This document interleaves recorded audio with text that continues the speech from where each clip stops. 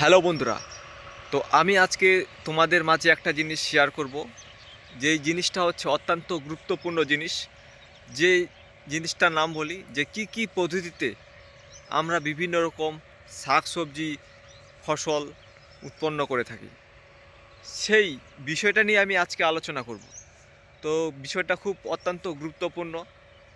যারা যারা মনে মনে ভাবছো যে আমাদের ফলন কম হয়, কীভাবে কোন পদ্ধতিতে চাষ করলে আমরা বেশি ফলন পাবো, সেই পদ্ধতিটা নিয়ে আজকে আমি ডিসকাস করব। তো আমার পিছনে দেখতে পাচ্ছ কিন্তু আহ, অনেকখানি শশা লাগানো হয়েছে। আর এদিকে কিন্তু ভুট্টা ক্ষেত, চারিদিকে কিন্তু ভুট্টা আর ভুট্টা, ভুট্টা ছাড়া কিছু নেই। এবং কি ভুট্টা ক্ষেত আমরা কীভাবে কী পদ্ধতিতে আমরা ভুট্টা চাষ করি সেটাই নিয়েও আমি তোমাদের মাঝে তুলে ধরবো। এবং আমার পিছনে দেখতে পাচ্ছ এইটা কিন্তু বিভিন্ন রকম শাক সবজি এখানে চাষ করা হয়। বিভিন্ন রকম A to Z শাক সবজি কিন্তু চাষ করা হয়। কী পদ্ধতিতে আমরা চাষবাস করলে বেশি আর্থিক উপার্জন করব, সেই বিষয়টা নিয়ে আজকে আমি আলোচনা করব। তো দেখতে পাচ্ছ যে আমি এখন দেখানোর চেষ্টা করব। প্রথম আমি শশা নিয়ে ডিসকাস করি, কারণ শশা বর্তমান দিনে প্রায় 60 থেকে 80 টাকা কিলো। আর এক বিঘায় মোটামুটি একদিনে প্রায় 60 থেকে 1 কুইন্টালের মতো বের হয়। এক্স্যাক্টলি 60 থেকে 1 কুইন্টালের মতো শশা প্রায় বের হয় প্রতিদিন। তো আমি দেখানোর চেষ্টা করব যে এরকম ফলন উৎপন্ন করতে গেলে কিন্তু কী পদ্ধতিতে চাষ করতে হবে। তো দেখতে পাচ্ছ যে এটা কিন্তু আমরা এখানে প্লাস্টিক ইউজ করছি। এই প্লাস্টিকটার নাম হচ্ছে মালচিং প্লাস্টিক। এই প্লাস্টিকটা আমরা কেন ব্যবহার করে থাকি? আর পাশে কিন্তু তোমরা দেখতে পাচ্ছ ড্রেন। এই ড্রেন সিস্টেমটা আমরা কেন ব্যবহার করছি সেই বিষয়টা নিয়েও আলোচনা করব। আর এটা কিন্তু মাঝে মাঝে কিন্তু উঁচু ঢিপির মতো করানো হয়েছে। এই উঁচু ঢিপটা কেন দিচ্ছি সেই বিষয়টা নিয়েও কিন্তু আমি আলোচনা করব। তো চলো শুরু করি। তো এই উঁচু এই উঁচু ঢিপ দেওয়ার একটাই কারণ হচ্ছে যে আমরা বৃষ্টির জল বা আমরা যদি জল দিই, সে জল থেকে যে গাছগুলা শিকড়গুলা পচে না যায়, জল জমে শিকড়গুলা পচে না যায়, সেই পচে না যাওয়ার কারণেই সেই জিনিসটাকে রক্ষা করবে, মানে গাছটাকে এই রক্ষা মুহূর্তে আমি করবে। উপস্থিত হয়ে গেছি এই জন্য ব্লকের কিন্তু কৃষি আমরা দপ্তরের সামনে। মাঝে মাঝে আর উঁচু আপনারা ঢিপ ক্যামেরার দিচ্ছি। মাধ্যমে দেখতে পাচ্ছেন যে প্রথমত ভয়ঙ্কর ভিড়। নাম্বার 2 আছে যুবক মালচিং যুবতীর দীর্ঘ প্লাস্টিক। লাইন, এই মালচিং সবার প্লাস্টিকটা হাতে আমরা ফর্ম, কেন ব্যবহার করছি? কাগজপত্র। এই কারণ মালচিং একটাই, যুব প্লাস্টিকটা ব্যবহার সাথী করার প্রকল্পের একটাই ফর্ম কারণ, জমা দেওয়ার শেষ সময় তার কারণ হচ্ছে ঘনিয়ে এসেছে। যে তাহলে যুব প্লাস্টিক সাথী কি? যুব সাথী মূলত একটি মাটিকে সরকারি উদ্যোগ গরম যার উত্তপ্ত উদ্দেশ্য করে বেকার যুবক রাখে না, যুবতীদের এবং আর্থিক ঠান্ডা সহায়তা রাখে, দেওয়া, মাটিটাকে ঠান্ডা রাখে। স্বনির্ভর যার বাড়ানো। ফলে গাছটা এই সতেজ থাকে। প্রকল্পের মাধ্যমে হ্যাঁ। আর দ্বিতীয়ত যুবকদের কারণ হচ্ছে দ্য ঘাস, স্টাইপেন্ড বা আর্থিক বিভিন্ন অনুদান রকম দেওয়া। ঘাস আগাছা জন্মায় গাছের গোড়ায়, এবং মাটি থেকে কিন্তু ওই আগাছা গাছগুলা কিন্তু সারটা শোষণ করে নেয়। সেই হাত থেকে রক্ষা পাওয়ার জন্যই কিন্তু আমরা এই প্লাস্টিকটা ব্যবহার করে থাকি। আর 3, এই ড্রেন সিস্টেমটা আমরা কেন ব্যবহার করছি? এই ড্রেন সিস্টেমটা একটাই কারণ ব্যবহার করার, কারণ মেঘের জল বা আমরা যখন জল দিই তখন কিন্তু ড্রেনের মধ্যে জড়িয়ে থাকে। তার ফলে কি হয়, টোটাল জলটা কিন্তু গাছের গোড়ায় না জমে কিন্তু ড্রেনের মধ্যে জমে থাকে। এর ফলে কিন্তু গাছগুলো আমাদের পুরা সতেজ থাকে, এবং সতেজ হয়ে কিন্তু মজবুত গাছগুলো কিন্তু একটা মজবুত তৈরি হয়। এই কারণে কিন্তু আমরা ড্রেন সিস্টেম, মালচিং প্লাস্টিক এবং কি উঁচু ঢিপ করে থাকি। আর তোমরা দেখতে পাচ্ছ এখানে কিন্তু বিঘা বিঘা প্রতি কিন্তু শশা এবং বিভিন্ন শাকসবজি চাষ করা হয়। আর আমার পিছনে দেখতে পাচ্ছ যে শুকনো শুকনো যেগুলো মাটি দেখা যাচ্ছে, সেই মাটিগুলো কিন্তু লাউ ছিল। এখন লাউগুলা সব কিছু তুলে নেওয়া হয়েছে, আবার নতুন প্রস্তুত করা হচ্ছে মাটিটা, যা আবার নেক্সট শাকসবজি বা ফসল বোনার জন্য। তো এবার আমি আসি শাকসবজির বিষয় নিয়ে। যে তোমরা দেখতে পাচ্ছ কিন্তু এইগুলা কিন্তু পালং শাক। এগুলা শাকের নাম হচ্ছে পালং। তোমরা সবাই জানো যে পালং শাক নিশ্চয় খেয়েছো। আর এগুলা খাইতে কিন্তু অনেক টেস্ট লাগে, এবং এর গুণাগুণী, যার ব্লাড কম, যার ব্লাড সার্কেল কম থাকে, এবং যার ক্যালসিয়াম বা হাড়ের ব্যথা হয়, হ্যাঁ, গোড়ায় গোড়ায় ব্যথা হয়, তারা কিন্তু এই শাকটা খেলে তাদের কিন্তু ক্যালসিয়াম সেই ঘাটতিটা কিন্তু পূর্ণ হয়ে যায়।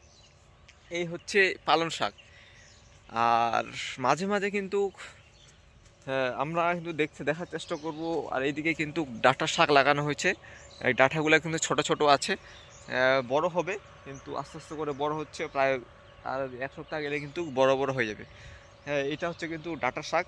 আর তার মাঝে মাঝে আমরা লাগিয়েছি কুমড়া শাক। এই যে দেখতে পাচ্ছ কুমড়া, এগুলো হচ্ছে মিষ্টি কুমড়ার গাছ। এই গাছগুলা দুই রকম আমাদেরকে কাজে লাগবে, দুই রকমভাবে কাজে লাগবে। এক তো কুমড়া খাবো, দুই হচ্ছে কুমড়ার ডগা খাবো।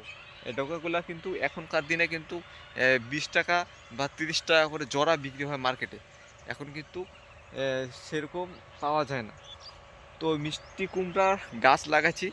এবং তোমাদেরকে দেখাবো যে টমেটো, মাঝে মাঝে কিন্তু টমেটো গাছে লাগাচ্ছি। কয়েকটা গাছ লাগানো হয়েছে যে টমেটো খাওয়ার জন্য, যে বাড়ির টমেটো কিন্তু টেস্টি কিন্তু আলাদা থাকে, তাই না? এবার দেখাবো, এই যে দেখতে পাচ্ছ এগুলা হচ্ছে শপের গাছ, কিন্তু ফুলগুলা দেখানোর চেষ্টা করবো। ফুলগুলা কিন্তু অত্যন্ত খুব সুন্দর ফুল ফুটছে, আর কিছুদিন পর বীজ ধরবে। তো এই হচ্ছে শপের গাছ। যারা শপের গাছ চিনো না বা দেখোনি, তারা দেখতে পারো যে শপ কিভাবে আমরা চাষ করি। এই সব কিন্তু নাফার মধ্যে খেলে কিন্তু খুব ভালো হয়, টেস্ট লাগে। আর এদিকে দেখাবো কিন্তু, এদিকে হচ্ছে ডাঁটা। এদিকে কিন্তু পুরোটাই কিন্তু ডাঁটা শাক লাগানো হয়েছে, ডাঁটা, পাট। আর এরকম মাঝে মাঝে আল দেওয়া হয়েছে। আল দেওয়ার একটা কারণ, যে এখন চৈত্র মাস, ফাল্গুন চৈত্র মাস কিন্তু জল শুকিয়ে যায়। জল না শুকিয়ে যাওয়ার, এবং জল আমরা প্রতিনিয়ত দিই, তাই জল যেন না বাইরে বের হয় এবং জল যেন ফুলফিলভাবে থাকে, তার জন্য আমরা এই ব্যবস্থাটা, এই পদ্ধতিটা অ্যাপ্লাই করছি। এবং এই যে তোমরা দেখতে পাচ্ছ, আর এটা হচ্ছে মটরশুঁটি কলাই। এগুলা কলাইয়ের নাম হচ্ছে মটরশুঁটি। হ্যাঁ, মটরশুঁটি, এগুলো কিন্তু মটরশুঁটিও ধরছে। এই মটরশুঁটি লাগানো হচ্ছে, এবং মটরশুঁটি প্রায় কলাই হয়ে গেছে, এবং কলাই আমরা খাই এবং মার্কেটেও বিক্রি করি। এখন প্রায় 40 থেকে 50 টাকা কিলো মার্কেটে যদি বিক্রি করি, তাই না? এবং আমি আরও দেখার চেষ্টা করব যে এই যে আমার পিছনে দেখতে পাচ্ছ, এগুলা হচ্ছে নাফা শাক। এগুলা শাকের নাম হচ্ছে নাফা। এগুলা হচ্ছে নাফা শাক। এগুলা কিন্তু নাফা শাক আমরা চাষ করে থাকি। নাফাগুলা কিন্তু খুব ভালো হয়েছে, এবং এগুলো এখন দাম হচ্ছে 20 টাকা জোড়া। এক জোড়া দাম হচ্ছে 20 টাকা করে বিক্রি করি হাটে। তো খুব নাফা উৎপন্ন হয়েছে। নাফার গাছগুলা কিন্তু অনেকটাই সতেজ সতেজ এবং টাটকা টাটকা। আর এদিকে দেখার চেষ্টা করব, এদিকে আলু লাগানো হয়েছে, আলুগুলো প্রায় উঠিয়ে দিয়েছি। হ্যাঁ, আলুগুলা খুব ভালো বসছিল, বড় বড় আলু। আর এদিকে কিন্তু টমেটোর গাছ লাগানো হয়েছে। এবার আমি ডিসকাস করব হচ্ছে ভুট্টা চাষ কিভাবে আমরা করি, তাই না? এবার আমরা ডিসকাস করব ভুট্টা চাষ। তো দেখানোর চেষ্টা করব, এই যে ভুট্টার গাছগুলো কিন্তু বড় বড় হয়ে গেছে।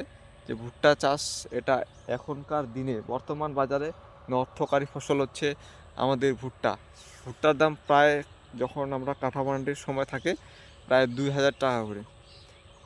সেই ভুট্টা চাষ আমরা কীভাবে করি, সেই পদ্ধতিটা নিয়ে আমি একটু তোমাদের মাঝে ডিসকাস করি।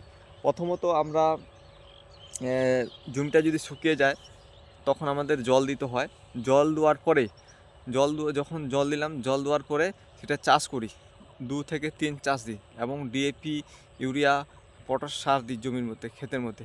দেওয়ার ফলে তারপরে চাষ দিই, আবার এক চাষ দিই, বা চাষ দেওয়ার পরে কিন্তু আমরা বীজ বপন করি জমিতে। এবার বপনের মধ্যে 1 সপ্তাহ পর কিন্তু সেই গাছ মাটি ভেদ করে উপরে ওঠে, তারপর আস্তে আস্তে বড় হয়, এবং বড় হতে একটু সময় লাগে, প্রায় 1 থেকে 2 মাস। তোমরা দেখতে পাচ্ছ এই গাছটার বয়স কিন্তু প্রায় 2 মাস। 2 মাসে কিন্তু আমরা অত বড় বড় গাছ করেছি। এখন কিন্তু ফলন ধরবে, প্রায় ফুল চুলাচ্ছে গাছগুলোর মধ্যে। তো এই পদ্ধতিতে আমরা কিন্তু চাষ করি। আর এখন কিছুদিন আগে জল দেওয়া হলো, প্রায় ভুট্টা ক্ষেত্রে কিন্তু সপ্তাহে বা 10 দিন পর পর কিন্তু জল দিলে সবথেকে ভালো। কারণ প্রায় যদি জল দিয়ে রাখি তাহলে কিন্তু ফলনটা খুব দানাটা খুব ভালো হয় এবং সেটা আরও ওজন বাড়তে কিন্তু অনেক সাহায্য করে। এই পদ্ধতিতে কিন্তু আমরা চাষবাস করি। আর আজকে ছিল এটাই বলার। তো আমার সামনে আমার পিছনে অনেক কিছু ফসল তোমরা দেখতে পাচ্ছ, কিন্তু আমি একটা আছি অত্যন্ত ছোট্ট একটা গ্রামে, যে গ্রামে খুব অতটা গাড়ি ঘোড়া চলে না, একদম অনেক গ্রামের ভিতরে আছি। তো এই বিষয়গুলো নিয়ে আমি তোমাদের মাঝে তুলে ধরলাম। তো এরকম ব্লগ, আবার নতুন নতুন ব্লগ নিয়ে আসবো তোমাদের মাঝে, তোমাদেরকে দেখানোর চেষ্টা করব যে এই রকম অর্থকারী ফসল বা এরকম বিভিন্ন রকম শাকসবজি আমরা চাষবাস করি গ্রামের মানুষগুলা, এবং চাষবাস করে আমরা এর উপরে ডিপেন্ডেন্ট থাকি, জীবিকা নির্বাহ করে থাকি।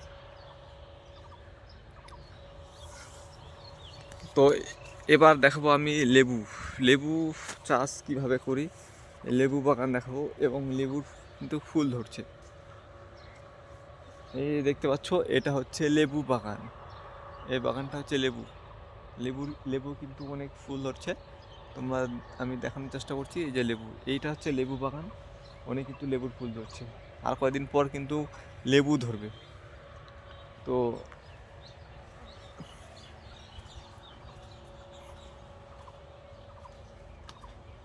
এক একটা গাছে প্রায় 5 থেকে 10 হাজারের মতো ফুল ধরছে। এই ফুলগুলা কিন্তু একটা ফুলে কিন্তু একটা যদি লেবু হয় তাহলে একটা গাছে 5 থেকে 6 হাজারটা লেবু ধরে। তাহলে 5-6 হাজারটা লেবুর দাম কত? তোমরা একটু ক্যালকুলেশন করে ভিডিওর কমেন্টে জানাও। যে এই লেবু গাছে কিন্তু প্রায় বছরে কিন্তু সার দিতে হয় গোড়ায়, এবং প্রতিনিয়ত জল দিতে হয়, তবেই কিন্তু লেবুগুলোর সাইজগুলো ভালো হয় এবং রস হয়। তো এই ছিল বলার। তো এই যে আবার এদিকে লাগা হয়েছে কচু, এই কচু চাষ করা হয়েছে। এটা হলো নদ কচু, শুধু খালি নদ ধরবে, মোটা এরকম মোটা নদ ধরবে। এই কচু আমরা লাগিয়েছি। দেখো কীভাবে কচু চাষ করছে। হ্যাঁ দা, এখান ওই 10 কাঠা নাকি রে, 10 কাঠা জমি চাষ করছে কচু চাষ, কচু নদ। দেখো কীভাবে সেই কচুর কি পদ্ধতিতে চাষ করছে। আমি আগে দেখাও, তারপরে ওর ঠিনতে শুনবো ভালো মতো ওরে কীভাবে চাষ করছে কচু। যে দেখো কচু,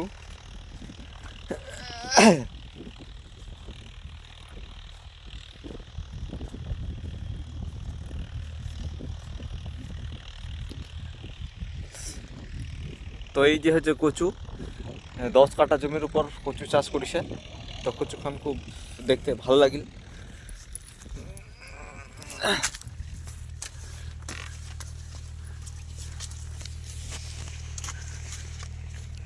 তো দেখো এই যে কচু চাষ, কিভাবে কচু চাষ করছে। এই হচ্ছে কচু চাষ। একদম খুব ভালো লাগিল দেখতে।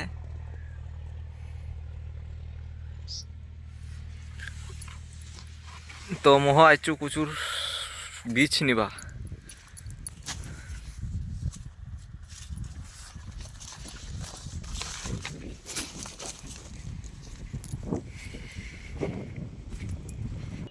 তো এই ব্লকে তোমাদেরকে সবাইকে ধন্যবাদ, তোমাদের গুরুত্বপূর্ণ সময় দেওয়ার জন্য আমাকে।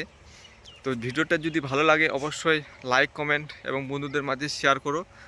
আর অবশ্যই কিন্তু সাবস্ক্রাইব করতে ভুলো না আমার চ্যানেলটিকে। তো ধন্যবাদ, টাটা, বাই বাই।